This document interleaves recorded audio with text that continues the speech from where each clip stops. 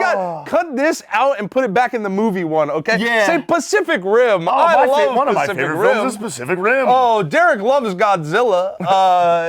So. That's the T-Rex noise.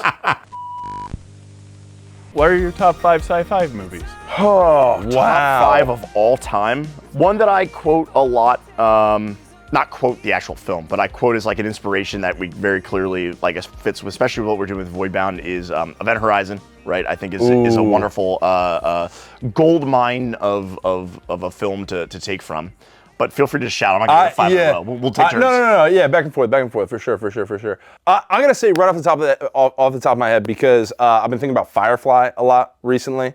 I feel like it gets mixed reviews, but I love Serenity. Yeah. And I love the Firefly universe. There's obviously a lot of inspiration coming from there. We're obviously massive Star Wars fans, and what I love most about that is that we actually do movie nights with our patrons once a month, and Mace got to watch Star Wars for the first time.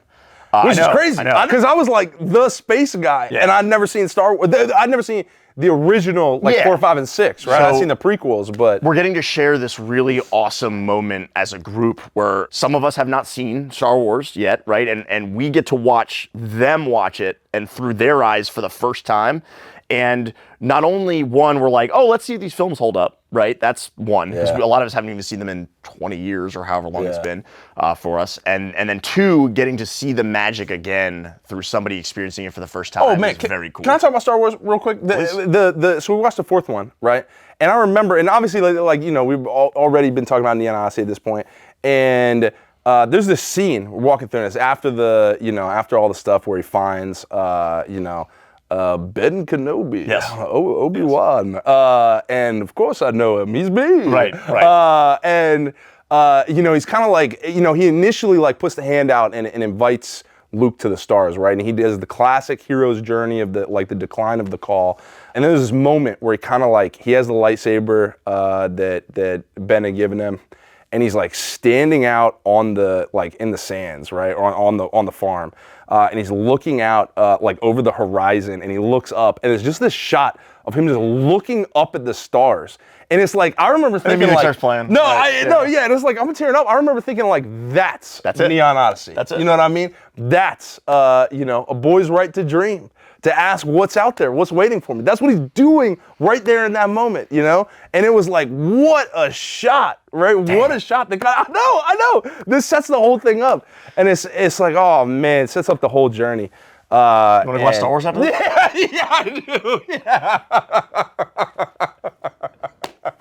Oh God. Oh, I'm trying to think of just some others. We named 3. The Matrix is up there. 100%. Absolute classic. Right? The Matrix. There's a lot of inspiration we pull from The Matrix. In the same vein, Alien. Yeah. The things that just kind of you think about, and I don't want to just toss out the things that the obvious super popular things that but it's hard not to say the things that kind of almost shaped the genre, kind of built the world. This is not one of my favorites, but one that I had not seen until very recently, or I had seen bits and pieces of it as a kid, and I think does a really good job, is The Fifth Element. I kind of was experiencing that for the first time with the group, and I remembered kind of a little bit here and there, but what I didn't remember is kind of how campy the film is, right? But it's very fun, and the way that it's over the top feels still believable within this world that they've created for The Fifth Element, and I think that there are absolutely elements of Neon Odyssey where there's things that might seem a little goofier over the top, make sense in a science fantasy world. Best cinema monologue of all time, Blade Runner. Oh, how did I forget Blade Runner? No, I know. Well, Bro, that's actually my favorite. It was right. Yeah. No, it was right when that's you said.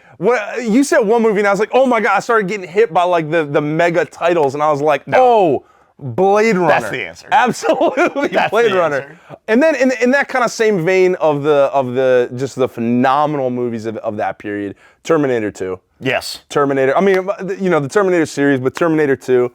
T-1000. Yeah. Not at all relevant for any reason, specifically to the stories we're telling right now. But I'm gonna say I'm gonna toss out a real guilty pleasure one, and this is one I grew up watching with my dad. He would toss on just the Sci-Fi channel, and we would watch the goofiest sci-fi movies. And I will never forget sitting on the couch with my dad and watching Tremors.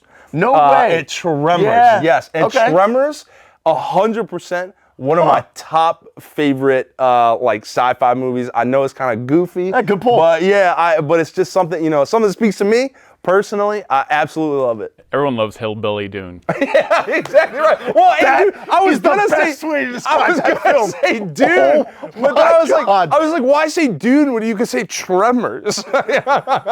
Oh, that's hilarious. Yeah. I think the classics are Blade going Runner. to. Yep, Blade Runner is very obvious. The Fifth Element is very obvious. The Dune series is very obvious. Oh, I liked Dune a lot. Dune is really, really fun. I go to places like The Thing. I go to places like Ex Machina. I go to places like 2001: A Space Odyssey. Obviously, the original trilogy Star is a Wars. huge inspiration. It still makes you sweat a little bit when you really sit down and watch it. Don't just put it on in the background and browse your phone. Sit down and experience that film. John Williams is an amazing Half the musical fun about composer. all of this is since I haven't seen so many of these things, I'm getting to experience them for the first Yeah. time. I still haven't seen The Matrix, and I haven't been spoiled on The Matrix. So I'm very excited to see that. To the actual question, I think, Blade Runner for me was the first time, because the guys will tell you, up until a couple of years ago, I was like, I'm a fantasy person, not a sci-fi or a science fantasy person. And then they were like, Nikki, we're watching Blade Runner. I'm like, well, I don't want to watch it. And then we watched it, and I was like, that movie was fantastic. Where can I get more of that? This is one of my favorite success stories of this entire journey, is that Nikki went from effectively a zero knowledge person to someone who can walk the walk and talk the talk in a science fantasy setting. That's GM crazy. A campaign in a science fantasy setting, and it's probably, it is my favorite thing that I've jammed. Wow. I know. That says a lot. I know. I also want to shout out in terms of films and consuming media. Ghost in the Shell and Akira are huge inspirations for me. Some of the best films ever made. I revisit both of those films, I'd say, at least once a year. Easy. How about for TV shows? For sci-fi, fantasy, and TV shows, what are your top ones? Kill la Kill. That's one of my favorite animes. I'm only halfway through. I need to love finish it. Kill la I need to finish it. Going to the classics, I'm a huge Star Trek nerd. I'm a huge Trekkie. Everything before the year 2000 is what I will say.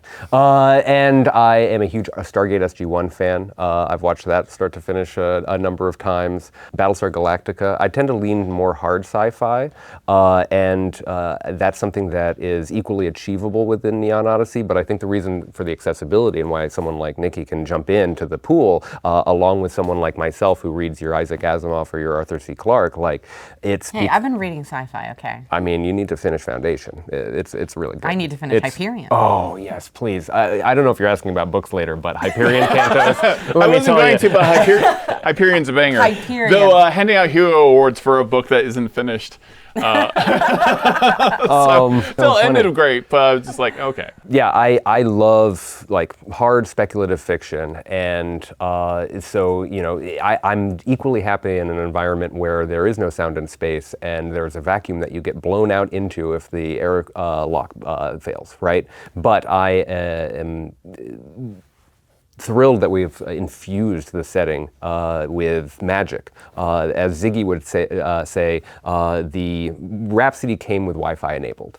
And that's the hypergrid, suffusing everything, including the items and the equipment that we mentioned earlier. What are your top TV shows that are sci-fi fantasy? Oh, man. easy. Cowboy Bebop for sure. I'll take Outlaw Star. You can't have it. You can't have it. The Caster gun is the greatest sci-fi weapon of all time. That one's yours. Trigun. Trigun's up Oh, yep. Trigun, Vash the Stampede. there. You mentioned Firefly earlier. Firefly, right. 100%. Oh, Andor. Oh, did you say Andor? Yeah, okay. I was like, I just heard somebody say Andor. So the twins. Oh, you haven't seen it. I haven't seen Andor. Yeah, the twins yeah. absolutely adore Andor. Adore. I haven't seen Andor. the second season yet, but the first season was unbelievable. It's on my watch list, so I promise you I will watch it. Arcane, season 1. Arcane season 1, 100%. I mean, that's a pretty good list. That's a pretty good list. I don't know if you'd count Dragon Ball Z, but I grew up watching Dragon Ball Z. For sure. And I'm an absolute sucker. I'm an absolute sucker for it. You want to watch Dragon Ball Z after this? yeah. Right after we watch all three movies, Star Wars movies. Done. Oh my God.